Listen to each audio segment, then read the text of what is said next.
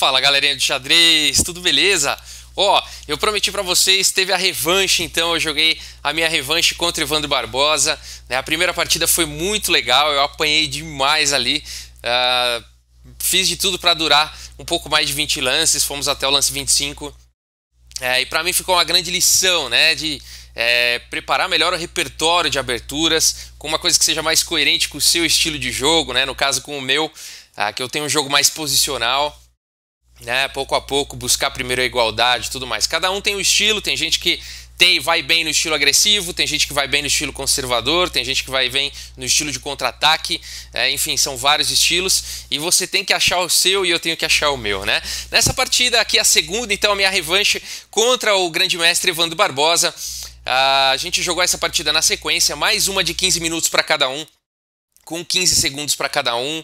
A gente continuou no Skype, né, conversando, trocando ideia, um olhando ali para o outro e jogando, e de uma forma bem descontraída, de uma forma bem legal, né? O grande mestre Evandro Barbosa é um cara muito bacana, ele tá com um canal fantástico aqui no YouTube, vale a pena, eu tô deixando o link aqui do canal do grande mestre Evandro na descrição, tá bom? Lá ele ensina abertura, lá ele ensina muitas coisas legais, partidas dele, inclusive jogadas aí em torneios nacionais e internacionais, tá bom? Pelo mundo todo, vale muito a pena. O grande mestre Evandro Barbosa é um profissional aí do esporte, né? Um dos melhores do Brasil, então é realmente de muita qualidade. E tem também aqui na descrição do vídeo o link para o e-book gratuito dele, que dá dicas de abertura, tá bom? Vamos lá então, vamos ver essa partida aqui contra o grande mestre Evandro Barbosa. Eu tô de brancas e aqui eu fiz o lance C4, abertura inglesa, e aqui exclama duas, né? Você fala, como assim exclama, né? O que é exclama? Exclama é quando o lance é muito bom, né? Mas como assim C4 é o primeiro lance, é muito bom? Se o seu C5 na partida anterior foi interroga, né? C4, gente, por que eu falo que é muito bom? É uma brincadeira, né? Porque esse lance sim tá mais condizente com o meu estilo, um estilo de jogo mais posicional, né? Que vai buscar primeiro a igualdade, depois alguma oportunidade. E eu confesso aqui que eu estudei também algumas partidas do Evandro Barbosa jogando de negras, tá bom? Deu tempo de eu estudar no Chessbase algumas partidas do grande mestre Evandro Barbosa e eu vi que na abertura inglesa tinha umas linhas interessantes. Então eu fui para essa linha, tá bom? Ele veio com E5, D3, eu joguei, cavalo F6, cavalo aqui em C3, D5, C toma D5, cavalo toma D5 e G3. Nessa hora o grande mestre Evandro brincou, ele falou, pô, você tá jogando de novo a siciliana, né? E aqui é claro que é uma brincadeira, porque eu tô de brancas, não tem como eu estar jogando uma defesa siciliana de brancas. Mas ela parece uma siciliana invertida, né? Essa variante aqui da defesa inglesa, parece até uma variante aí do dragão, né? Da defesa siciliana, só que de brancas. E aí eu brinquei com ele, eu falei, mas toma cuidado que agora eu tenho um tempo a mais, né? Porque a outra partida eu joguei a siciliana de pretas e perdi rapidamente, né? Então a gente brincou aí, descontraiu um pouco e a partida continuou então, com o cavalo aqui em C6, bispo em G2, então um duplo ataque aqui no cavalo, cavalo B6, mantendo as peças no tabuleiro, cavalo em F3, bispo aqui em E7, roque e roque. E aqui eu já precisava achar um plano, precisava achar alguns lances, né? Os cavalos já estão desenvolvidos, eu já dei roque, esse bispo está desenvolvido e eu queria desenvolver esse bispo aqui. Eu não encontrei casas muito boas nessa diagonal, então me pareceu mais coerente partir para uma estrutura como A3, B4, bispo B2 e aí poder passar a torre para C1 ou para B1, dependendo do que fosse acontecer. Tá? Então esse era o meu plano aqui nessa posição contra o grande mestre Evandro. Eu joguei então o lance A3, ele veio com torre E8, desenvolvendo então. Aqui eu primeiro joguei com torre em B1, eu achei interessante já que eu ia jogar B4, tirar a torre aqui dessa diagonal para não sofrer alguns perigos no futuro. Então torre B1, bispo aqui em F8, e esse bispo foi bastante estratégico do Evandro, né? Guardando aqui a casa F7, liberando aqui a torre e mantendo uma atividade interessante nessa diagonal. Então um lance bastante interessante aqui do grande mestre Evandro. B4 eu joguei, seguindo com o meu plano, e aqui A5, ele já tentando dar uma desestruturada aqui nesses peões, né? Não seria muito bom para mim capturar. Eu estaria melhorando a atividade do bispo dele, melhorando a atividade da torre dele. Ele ia ficar com peças muito ativas realmente, e não valeria muito a pena, tá bom? Então aqui eu preferi manter fechada a posição. Esse peão aqui está defendido pelo meu bispo, então eu posso avançar sem nenhum problema, que eu não estou correndo risco por enquanto aqui em A3. Então eu preferi avançar aqui com B5, atacando o cavalo. Cavalo aqui em D4, e aqui eu percebi que ele poderia ter um plano de jogar o lance A4 e depois o cavalo aqui em B3 seria um excelente posto para o cavalo dele. Pensei bastante em jogar o lance A4, mas percebi que isso ia criar uma fraqueza muito grande aqui na casa B4. Então eu ia começar a sofrer algumas dificuldades aqui já na posição.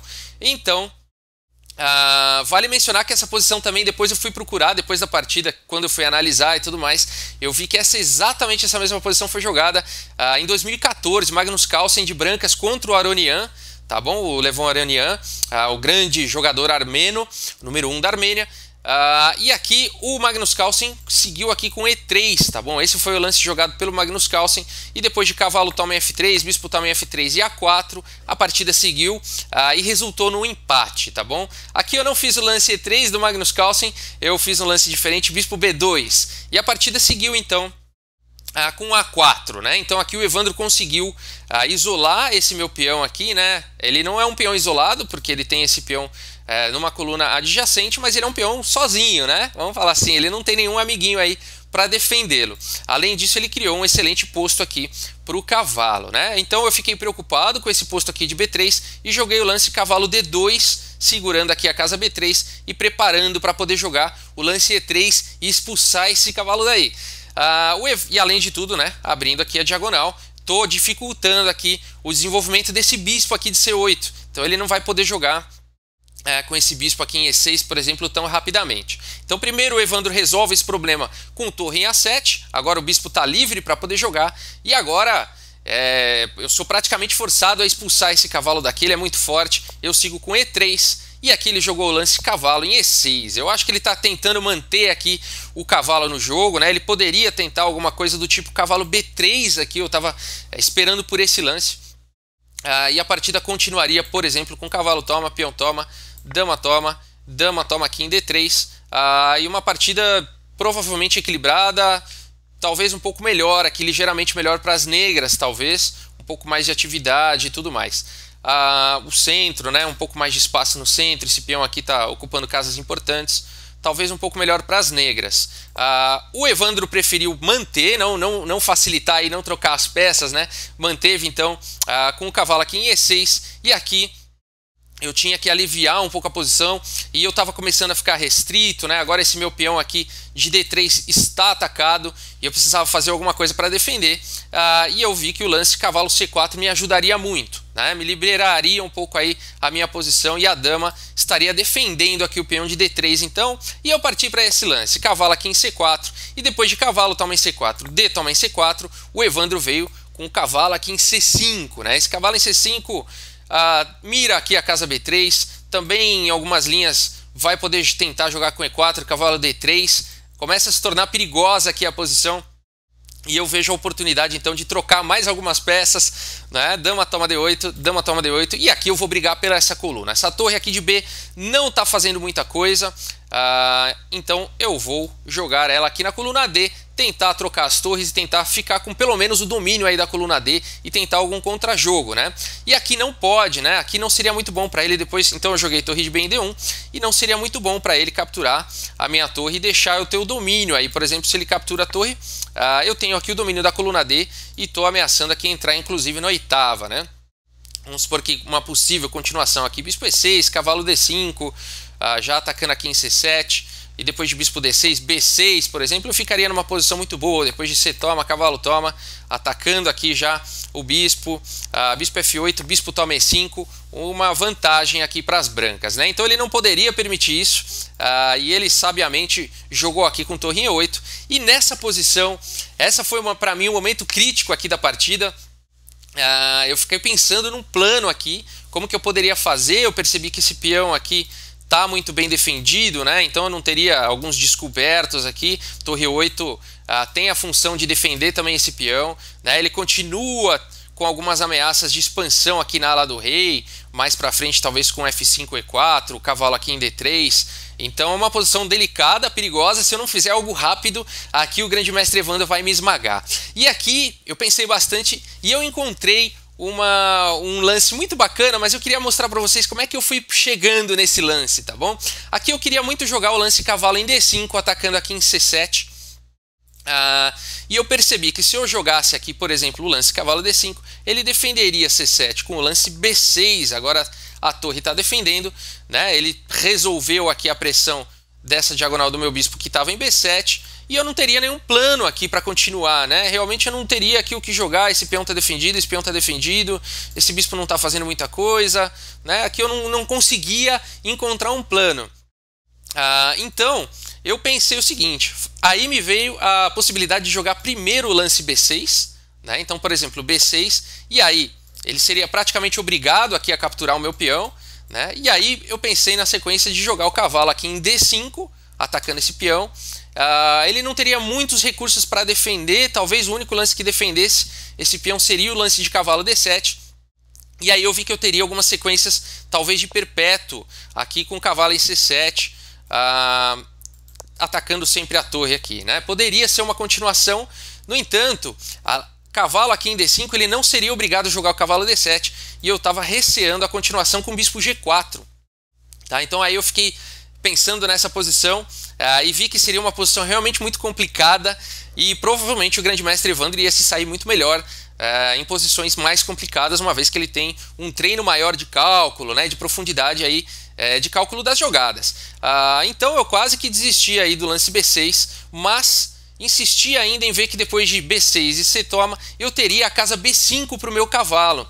E aí foi interessante, porque eu estava vendo essa sequência aqui, e depois de cavalo B5, essa torre, ela não pode vir para A8 e nem para A6, porque senão o cavalo vem para C7, dando um duplo aí, tá bom? Dando um duplo nas duas torres e ganhando material. No entanto, ele teria o lance aqui, torre em A5, e aí pensei como continuar, né? Pensei em cavalo C7, com ideias de que se ele sai com a torre, depois cavalo D5 e tentar pegar o peão e tal, mas isso tudo ainda estava na minha cabeça, né? E aí eu encontrei na cabeça o lance bispo A3, e aí eu falei, puxa, nessa hora então, que estava nessa posição aqui, eu falei, beleza, tem B6, né? Então eu fiz o lance B6 aqui. E eu achei depois, analisando pelo Stockfish, que era realmente o melhor lance da posição. E quando eu achei esse lance, eu fiquei muito feliz. Você imagina a minha emoção, né? Jogando contra um grande mestre e achando um lance, o único lance da posição que permite às brancas manterem a iniciativa, tá? Conseguirem uma iniciativa. Por quê? As pretas estavam cheias de ameaças, conforme eu falei. A partida seguiu então com o peão toma, e aí sim, o cavalo em B5, da forma como havia sido planejada, e aí depois de torre em A5, o bispo veio para C3. E agora ele teve que sacrificar a qualidade, né? Essa torre, mais uma vez, ela não pode vir para C7, o cavalo não deixa, e nem para A6 e A8, senão o cavalo vem para C7, dando um duplo aí nas duas torres. Então a partida seguiu com torre toma em B5 e C toma em B5. E aqui eu estava bastante feliz já, eu sabia que eu tinha uma vantagem na posição, mas eu também tinha dentro de mim que entre ter a vantagem e conseguir uma vitória, havia um caminho muito ainda difícil para ser percorrido. Afinal de contas, um grande mestre, e assim como o Evandro fez nessa partida, consegue manter a tranquilidade, consegue manter a calma, sabe que ainda tem muito jogo, já viveu muito tipo de virada, inclusive em posições como essa, então sabe que ainda tem muito jogo aqui, né? A partida seguiu então com o bispo G4 atacando minha torre. Eu defendo com um lance de ataque, torre aqui em D5, fazendo uma pressão em E5. A F6 defendendo, então agora ele tem um centro bastante forte, esse bispo aqui não está fazendo muita coisa em E5, em C3, e aqui eu joguei então com o bispo em B4. A partida seguiu com o bispo em E2, atacando a torre e atacando o peão de B5, e agora a torre B1, tirando a torre do ataque e defendendo indiretamente B5, né? Ele não pode capturar aqui o peão, claro, senão o bispo toma, abrindo um descoberto sobre o bispo, né? Então depois de torre B1, o grande mestre Evandro seguiu aqui com o bispo em C4, atacando a minha torre. E essa para mim foi o segundo momento crítico da partida. Eu sabia que eu tinha uma vantagem na posição, mas eu comecei a ficar com receio. Primeiro fator importante aqui, eu tenho 3 minutos no relógio nessa posição e o grande mestre Evandro tem 11, né? Então uma diferença bastante grande de tempo. E a posição aqui não é nada fácil, né? O cavalo não está deixando eu entrar aqui com a torre na sétima. O Evandro não permitiu esse tempo, né? Então ele não permitiu com que minha torre ficasse aqui. Agora eu sou obrigado a mexer a torre e tudo mais. Analisando, né, com o Stockfish, o melhor lance da posição que permitiria ainda as brancas manter a vantagem seria o lance torre aqui em D2, ameaçando capturar e depois entrar na sétima, mantendo aí a vantagem material no tabuleiro, né? Então, por exemplo, aqui bispo D3 para evitar a entrada na sétima, né? Aqui não adiantaria capturar aqui em C5 porque está caindo a torre, né? Então bispo D3 seria um lance com ataque sobre a torre. E depois aqui, por exemplo, de torre de B em D2, E4. E uma posição complicada, né? Uma posição difícil de se jogar e difícil de perceber a vantagem aqui das brancas, né? Então, pensando em tudo isso rapidamente, eu pensei que eu poderia tentar levar a partida para um final equilibrado e quem sabe buscar o empate, né? Você vai, como assim você vai buscar o empate? Você está com vantagem aí na posição. Eu estou com vantagem posicional, mas estou com o tempo bem pior e estou jogando contra um grande mestre, né? Então para mim o empate já seria algo surreal, né? Aqui eu joguei então com bispo toma cavalo. Claro que ele não pode capturar minha torre agora, porque o bispo captura o bispo dele com cheque, tá bom? Então ele, claro, viu tudo isso. Jogou aqui com bispo toma em C5. E aqui sim eu poderia, mais uma vez, outro momento crítico, jogar com torre na sétima. Mas tá caindo aqui em A3 e olha esse peão perigoso aqui com 2 bispos, né? Essa torre vai poder jogar por trás. Eu fiquei com muito receio realmente de jogar aqui torre em D7 e permitir bispo toma em A3. Vamos por torre toma em B7, bispo C5. E as pretas teriam um peão avançado perigosíssimo aqui, né? Então eu fiquei com muito receio de jogar essa posição, ainda com pouco tempo no relógio contra um grande mestre. E aí a minha ideia então foi tentar levar para um final empatado. Com torre toma em C5, devolvendo então a qualidade. E depois de peão toma, bispo toma aqui em B7. E agora todo mundo aí tem 6 peões. Eu tenho um peão passado, ele tem um peão passado. E aparentemente equilibrada a posição. Torre em B8 foi jogado, bispo C6. E aqui o Evandro faz o único lance da posição que permite aí manter a igualdade da posição, que foi o lance torre B6. Um lance muito instrutivo, gente. Queria comentar aqui, por exemplo, muita gente pensaria em jogar rei B7 e rei F7 e aqui estaria perdido, tá? Aqui as brancas vencem simplesmente com torre em C1, atacando o bispo, fazendo um raio-x no peão. O bispo não poderia capturar aqui em B5, simplesmente torre B1, cravando aqui o bispo e ganhando material, ganhando peça, tá? Então seria uma posição realmente muito boa para as brancas, vencedora. Então o grande mestre Evandro faz o único lance que permite aí a igualdade, que é o lance torre B6. Esse lance foi muito bom realmente. Eu ainda continuei aqui com torre C1 e depois de bispo toma em B5, bispo D5 cheque, abrindo aqui um descoberto sobre esse peão. E depois de rei F8, você pode estar pensando, agora você crava e aí você vai para cima aqui e ganha peça. Não dá mais, né? Por quê? Por isso que torre B6 foi bom do grande mestre Evandro. Se eu jogo torre B1 agora, ele simplesmente joga torre em D6, atacando o meu bispo e salvando aí toda a posição, né? Inclusive com superioridade na posição. Então depois aqui de rei em F8 eu não fui para esse lance torre B1 e fui para o lance torre toma aqui em C5 e a partida seguiu com bispo D7, rei em G2, né? Aqui o Evandro está preparando aqui uma surpresa, né, com bispo H3 e quem sabe torre B1 com checkmate, né? Então eu poderia ter muitos problemas. Rei G2 então não permitindo a entrada do bispo, rei E7 trazendo o rei para o jogo e aqui eu estava realmente com quase 2 minutos no relógio. O Evandro acho que tinha 8 ou 9. E era muito importante de eu manter o meu bispo. Eu sabia disso, mas nessa hora, com pouco tempo, eu vacilei e errei aqui, né? É muito importante o meu bispo manter, guardar aqui a casa de B3 para a torre dele não poder entrar. Afinal de contas, esse peão aqui não vai poder ser defendido, né? Aqui o melhor lance da posição, que dá como pontuação 0, como igualdade, mas longe de ser um final simples, seria o lance torre em A5, tá bom? Mantendo aqui a torre numa coluna mais flexível, fazendo de certa forma uma pressão aqui nesse peão de A4, tá bom? Então, por exemplo, torre B1, a gente vê que é longe de ser um final simples isso, tá? Mas poderia seguir, eu vou passar aqui só para ilustrar, tá? A gente vê que estaria longe de ser uma posição simples, um final simples como esse. As pretas teriam um peão passado avançado, perigoso aqui na coluna A. As brancas também têm a possibilidade de correr com esse peão, né? Tem um peão a mais, e é uma posição também calculada como igualdade aqui pelo Stockfish, pelos computadores, tá bom? Mas longe de ser um final simples, né? E eu então, com pouco tempo no relógio, fiz um lance errado e aqui o grande mestre Evandro começa a me castigar. Bispo E4, né? Atacando aqui o peão de H7, mas permitindo a entrada da torre em B3, e agora é questão de tempo aqui para o Evandro começar a me esmagar. Torre B3, bispo toma em H7, torre toma em A3, torre C7, o rei vem para o jogo, rei aqui em D6, torre A7, torre A1, bispo aqui em E4, A3, agora esse peão passado desce com tudo, e como eu sempre falo, um peão passado toda vez que desce uma casa o tabuleiro treme, né? H4 aqui, aí depois de F5 atacando meu bispo, bispo C2, bispo C6 cheque, e agora eu estou em complicação aqui, né? Eu não posso jogar rei H2, senão o Evandro vai me finalizar aqui com um checkmate, né?